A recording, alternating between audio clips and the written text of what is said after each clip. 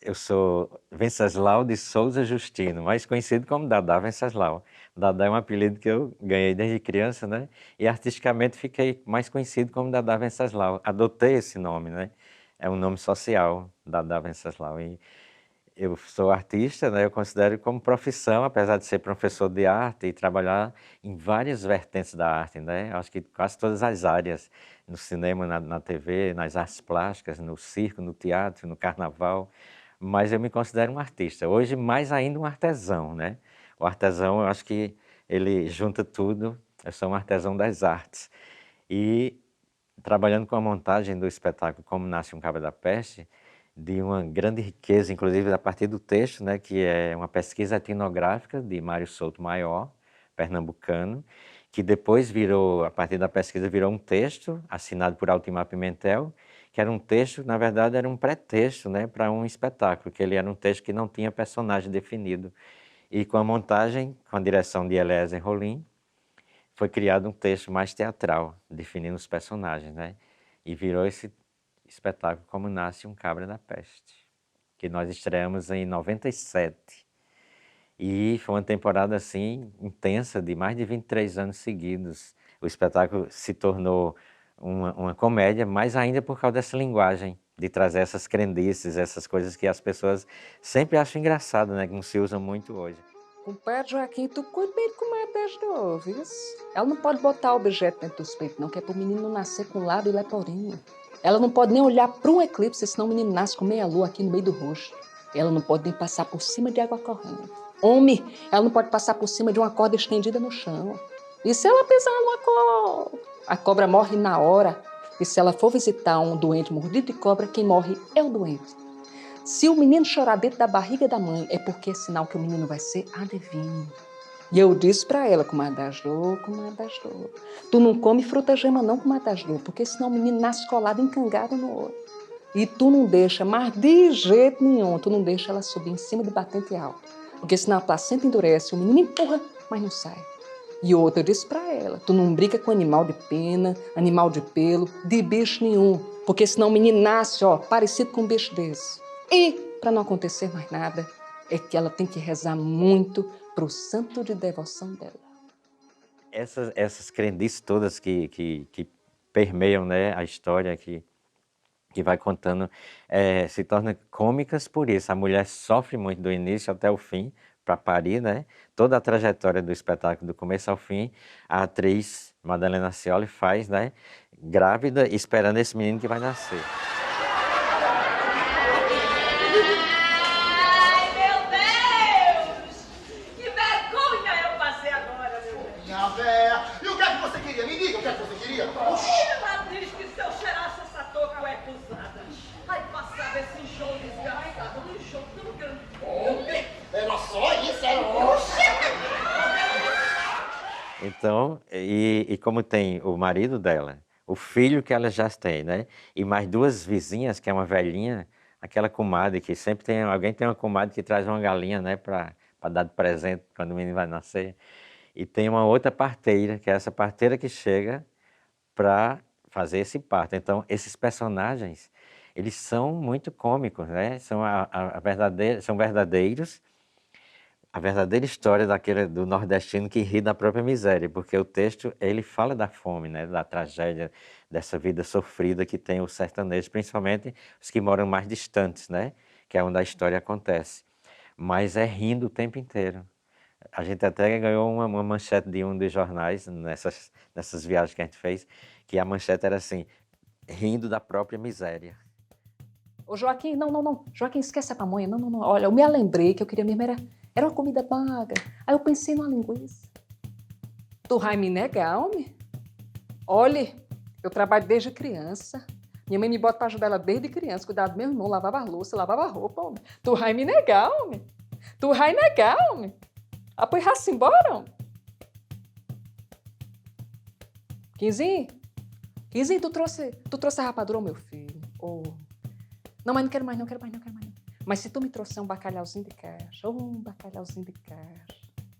Eu não sei onde é que tu vai arranjar um bacalhau de caixa, não. Porque se eu soubesse onde eu queria, eu ia atrás do bacalhau de caixa. Mas embaixo desse sol de lascar do inferno, mas eu ia atrás desse bacalhau de caixa. Eu ia. Então raça embora. Mas, menino... Ave Maria, Joaquim, não. Isso é a linguiça? Não. Devolve, quer mais não. Não. É porque tu saíste desembestado numa carreira tão grande. Eu ainda fui atrás, mas tu já tinha ido embora. Olha. Eu ia pedir uma coisinha leve, uma coisinha mais leve. Eu pensei assim, numa massa de sopa, uma sopinha assim, ó. Mas eu queria aquela sopa assim que tivesse uns coraçãozinhos, umas letrinhas coloridinhas, bonitinhas. Eu, como nordestino, né, sertanejo, de Patos, quando eu vim para João Pessoa, logo em seguida eu fui morar no Rio de Janeiro e passei uma época lá. Quando eu voltei para João Pessoa, o primeiro espetáculo que eu fui assistir no Teatro Lima Penante, eu assisto o grupo dos palhaços fazendo um espetáculo chamado No Mundo do Faz de Conta. E no momento que eu fui lá atrás no camarim para falar com o elenco, eu encantadíssimo, né? Tinha chegado de fora, não conhecia muito o que estava acontecendo aqui em João Pessoa. Aí fui lá parabenizar esse grupo e fiquei tão encantado que eu falei para o diretor assim, olha, eu me apaixonei por esse espetáculo de circo que tem esses personagens todos e eu adoraria fazer o mágico. Eu vi o mágico, eu tinha um ator que fazia o mágico. Ele vira para mim e fala assim, mas você pode ser o mágico, esse ator está saindo hoje. E eles iam estrear no fim de semana no teatro, que era no Teatro Paulo Pontes. Eu só tinha alguns ensaios para fazer, se eu quisesse entrar ali. Claro que eu quis, né? E eu entrei. Fui logo ensaiar durante a semana e já estreiei com eles no Mundo do Faz de Conta. E a gente viajou muito com esse espetáculo infantil, mas aí depois disso a gente montou vários outros infantis, né? Foi se formando até chegar a 87, quando virou a Agitada Gangue. A trupe de palhaços se definiu.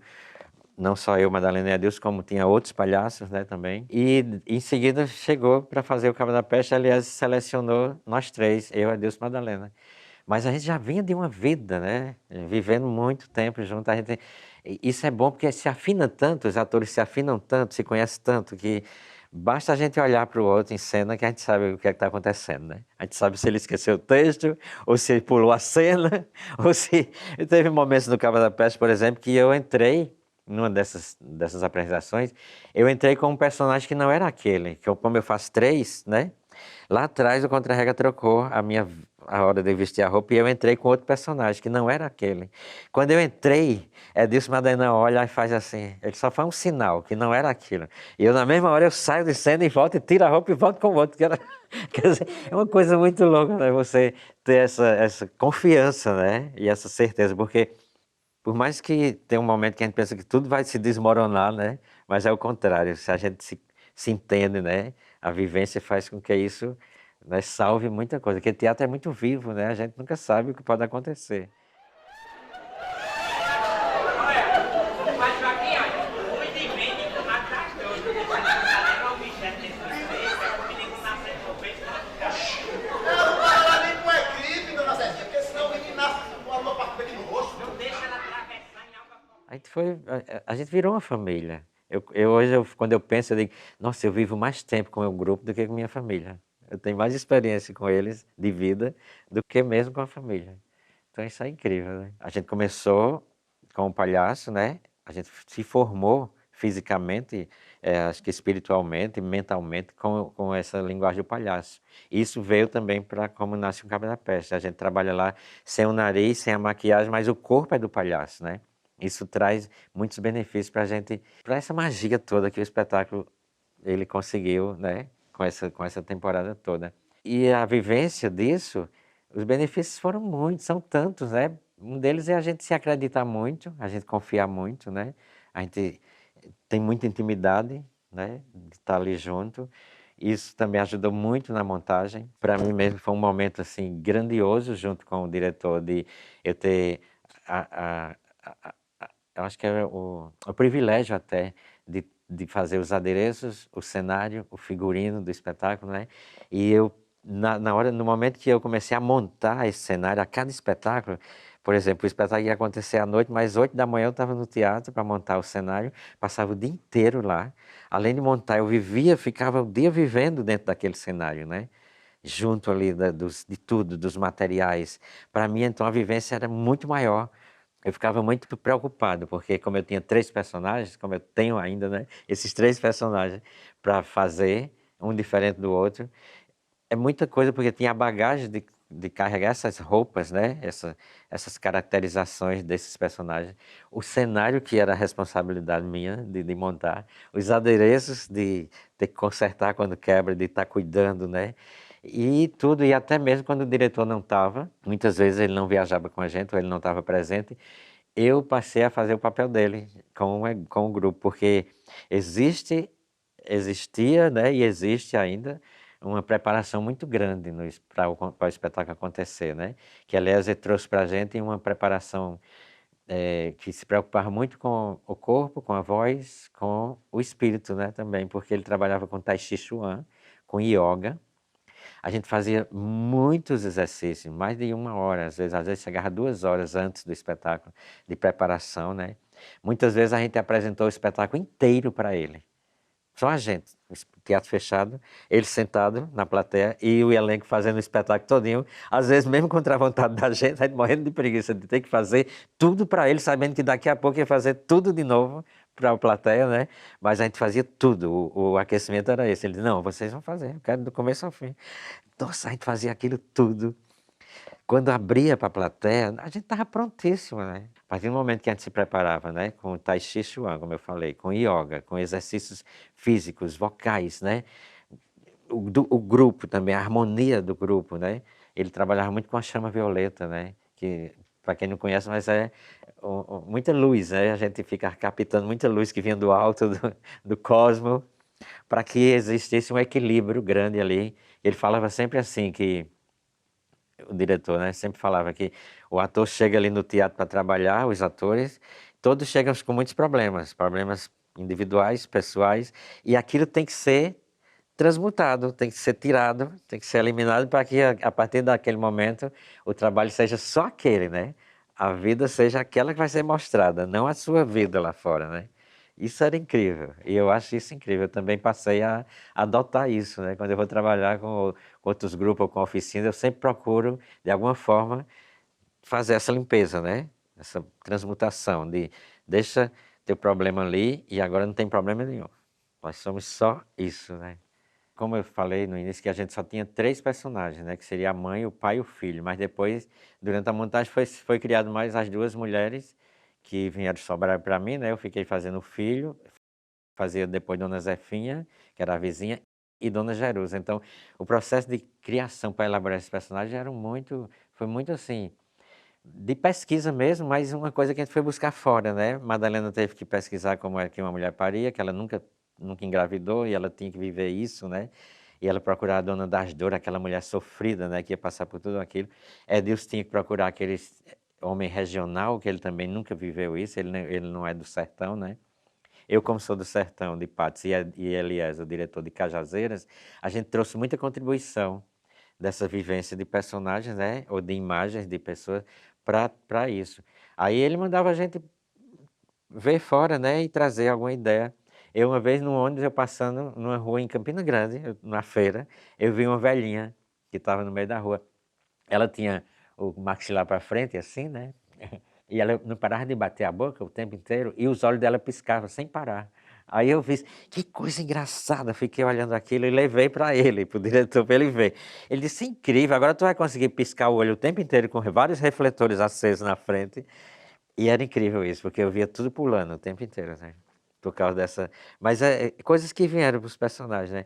Dona Jerusa, que era a parteira, né? Que também era uma mãe de santo, a gente chama ela de macumbeira, né? Porque ela era mãe de santo, trazia todas as histórias também, crendice, né? Da religião, era um sincretismo, né? Teve também que se pesquisar isso, de ver pessoas que faziam isso, como é que ela atuava quando recebia o santo, né? Como é que ela vivia isso.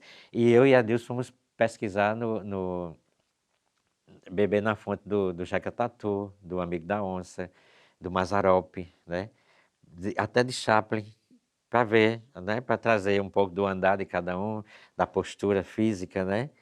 E isso foi muito rico, porque a gente conseguiu transformar as nossas posturas, né? Físicas, principalmente esse corpo do palhaço que estava tão forte na gente, né? Aliás, sempre dizia comigo, eu era o que sofreu mais, porque ele dizia que eu era elétrico, eu era muito elétrico, pulava muito, gritava muito, meu palhaço era muito assim, e ele tinha que amarrar, né? Aí ele mandou usar uns tamancos, que a gente chama oficialmente ele é andanas romanas, né? Mas é uma base de madeira com uma bota que aumentava mais 40 centímetros, né? Para fazer a parteira. E eu comecei a andar em cima daquilo ali, que é até mais difícil do que a perna de pau, né? Porque ele é uma plataforma quadrada, a perna de pau é assim, né? De ponta. E a plataforma ela é mais complicada, porque ela pode virar dos lados. Mas aí, no treinamento, né? Foram 3 meses de montagem e eu usava sempre, usava em casa, usava... Então, foi uma coisa que transformou muita gente, foi essa pesquisa para os personagens, para criar os personagens, né? O espetáculo ele traz momentos assim diferentes, né? O início dele, ele só são imagens, não tem texto. Essas imagens são do sertão, né? A luz faz com que tudo pareça um grande sol de sertão, né? Aquele sol forte, e o cenário vem a cerca, né? Os galhos secos. Essas imagens são muito fortes para mim também, que sou do sertão, né? Que vivi minha infância toda por lá. E ela traz muitas lembranças, inclusive o espetáculo foi criado muito em cima disso, né? De lembranças, de coisas que vinham do sertão, né? E imagens até de parentes da gente, né? De vó, de tia, né? Que aliás mandava a gente trazer isso, ele também trazia coisas lá de Patos, Cajazeiras, né? Ele inclusive trouxe uma das lembranças que era uma tia dele que uma vez foi no mercado, ele contou isso pra gente, comprou um picolé e ela tinha um saco de farinha. Ela ia levar esse picolé para casa para o menino. Ela enfiou dentro do saco de farinha para levar. Quando chegou em casa que ela puxou, só tinha um palito, né? Tinha derretido dentro. Tava aqui pensando. Tem esse brinquedo que Quinzinho ganhou de Dona Zefinha. O nome é sorvete. E se a gente botasse o nome da criança de sorvete? Severino Sorvete da Silva. Ou Severina Sorvete da Silva. Tá aí. Gostei. E ele trouxe também um pilão de madeira, que a gente carregou a vida inteira com o espetáculo, pesava uns 50 quilos, mas era um pilão original, que ele queria trazer aquela lembrança forte. Né? Do meu pai, não me corte meu cabelo. Minha mãe me penteou, minha madrasta me enterrou pelo cinto da figueira e o pássaro picou. Lembrança forte, né? Essas coisas foram se somando e uma das cenas que me marcou muito, ela foi sendo elaborada aos poucos. No início nem tanto, mas depois ela se tornou para mim a cena mais forte, a cena que mexia muito comigo emocionalmente, não só comigo de personagem, mas também como ator, né? Com a própria vida, porque era um momento em que o menino, eu até citei um pouco disso, mas era um momento que o menino ia ser levado para a casa da madrinha para poder a mãe parir. E o pai, naquele momento, ele estava sendo desligado da família, né? Ele saía, o pai tinha que levar ele deixava a mãe ali. A criança não ia entender muito isso, né? Porque aqui a mãe tinha que ficar ali, o pai tinha que ficar e ele não, ele ia para outra casa, que era para poder ela parir, ter todo aquele tempo e ele ficava lá. A gente, quando é criança, a gente não quer largar a casa que a gente mora, né? Nem os pais, principalmente para ir para outra casa de estranhos, né? E eu saía de cena chorando de verdade, sempre.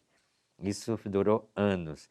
Desses 23 anos de temporada, eu acho que mais de 10 anos eu chorava todos os espetáculos, nesse momento.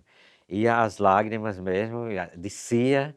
Quando eu tinha que sair com o menino, que ele terminava de sair, no mesmo momento eu tinha que vestir a outra personagem, que era a Dona Zefinha, e voltar. E eu voltava, às vezes, me enxugando. Eu entrava ainda com os olhos, sabe, e tinha que ter outra voz, outra alegria, porque a velhinha era alegre, não era triste, o menino saía triste, ela tinha que ser alegre. E o ator tinha que fazer essa mudança muito longa, muito rápida. Eu tinha que esquecer todo o sofrimento em um segundo e voltar com uma alegria totalmente diferente de outra personagem, né? De outra vida. Das dor, eu tô aqui pensando como é que vai ser. Eu, tu, a parteira e Quinzinha aqui nessa casa de 4 cantos. Ah, já sei. Vai ter que pedir a benção a Padrinho Altimar. Eu deixo o menino lá para passar mais uns 4 dias. Depois, quando o irmãozinho dele nascer, eu trago ele de volta. Vai ter que ser assim. Vou fazer isso agora, já já. Sempre que eu vou me apresentar com o Cabo da Peste, eu já vou pensando nesse momento. E ele se tornou mágico, porque eu conseguia, naquele momento, a mente, né, trazer lembranças que me fizessem chorar, porque não é fácil chorar no teatro, né? A gente sabe que no cinema, na TV, a gente às vezes usa até truque, né? Pode ter até um truque de você botar alguma coisa, passar um Vic, passar alguma coisa que vai te fazer chorar. Mas no teatro não tem, né? Ou você chora de verdade, ou você sente, né, mesmo, ou chora ou ri de verdade, senão não funciona, né?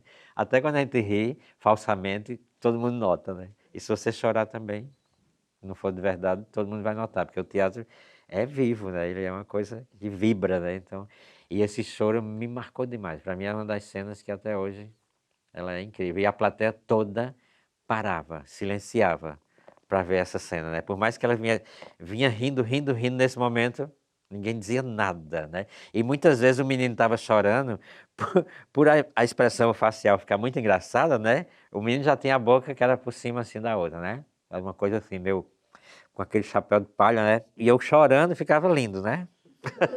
Aí o povo ria disso, mas ao mesmo tempo eu estava chorando e a plateia rindo. Era um contraste muito grande.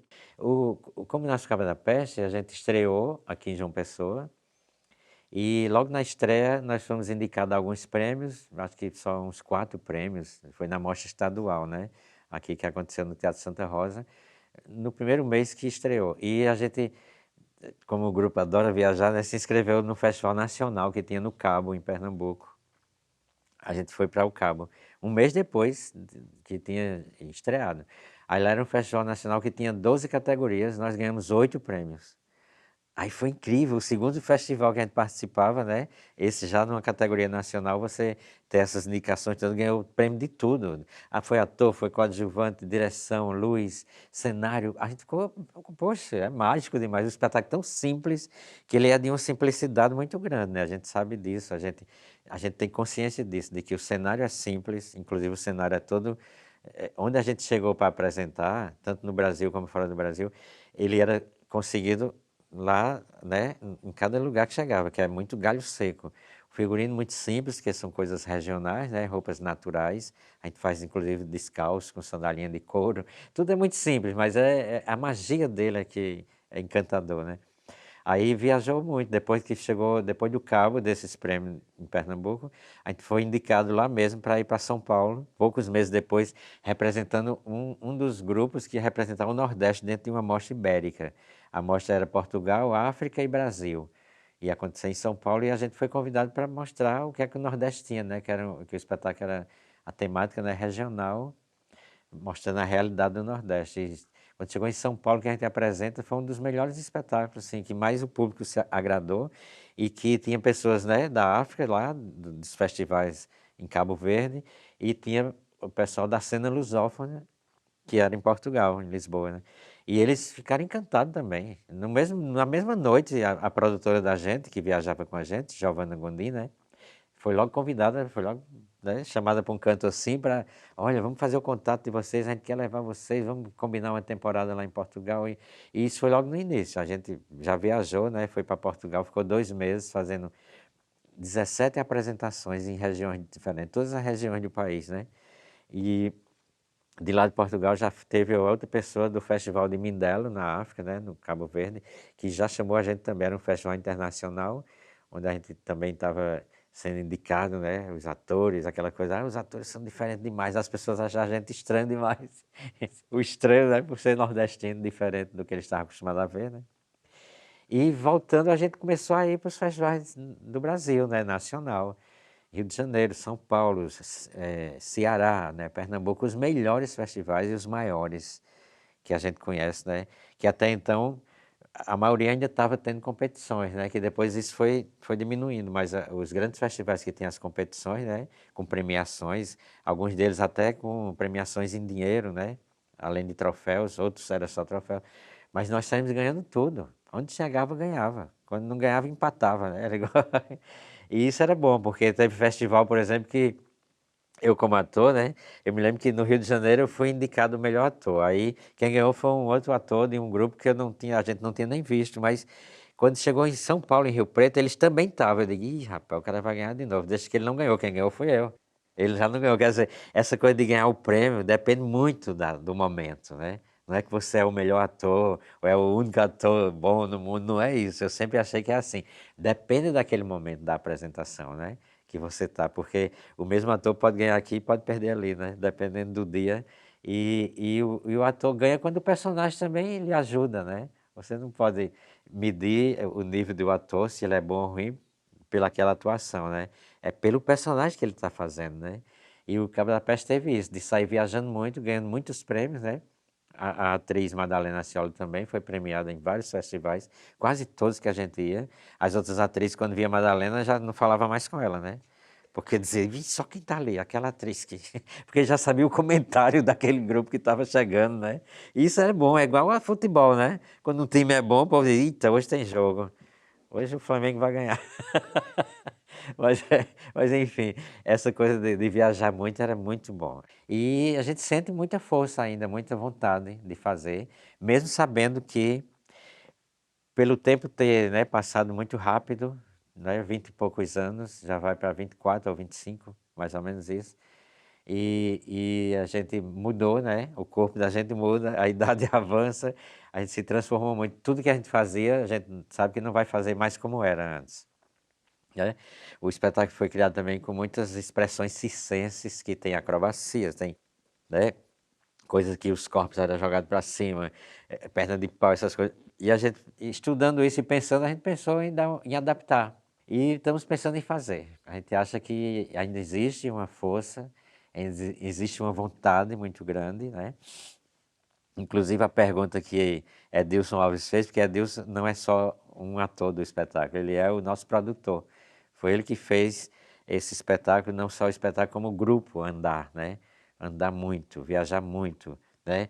Ter essa trajetória toda de vida e apresentar tanto como a gente já apresentou, tanto os infantis como os adultos, né, que a gente fez, por causa do produtor. Então ele chegou e fez a pergunta para a gente. Vocês acham que ainda tem, que ainda vai fazer? Quem quer fazer, diga, né? Aquela coisa, levanta o dedo. E todo mundo achou que ia fazer. A gente acha que vai fazer. Eu acredito muito, eu acredito que ele é muito mágico o espetáculo, ele não pode acabar ainda, né? A gente sabe que tudo tem um tempo, né? Mas a gente acha que vai ter, que ele vai voltar. Eu espero. Como nasce um cabra da peste? Nossa, nascer é viver, né? E é pura vida, né? É vida, é energia, é poder. É tudo, né? Foi tudo, tem sido tudo, porque no primeiro momento que eu fui para a escola, minha primeira escola, eu já fui colocado no palco, né? Já tive essa oportunidade de ir para o palco logo na primeira escola, fazer aqueles teatrinhos da escola, né? E fui vivendo isso na infância, passei pela adolescência fazendo. Eu sempre achava que eu não ia, que aquilo ia se acabar, né? E nunca acabava. O teatro nunca acabou. Então acabou sendo a vida, né? Minha vida é teatro. Eu como, eu durmo, eu vivo teatro, eu respiro teatro. Eu gosto tanto de arte que é tanta coisa, né, das artes, mas o teatro, ele é muito interior, é uma coisa interior, né, de dentro, né? Que ele virou o sangue que rege, né, a vida. É muito vida, teatro é muito vida.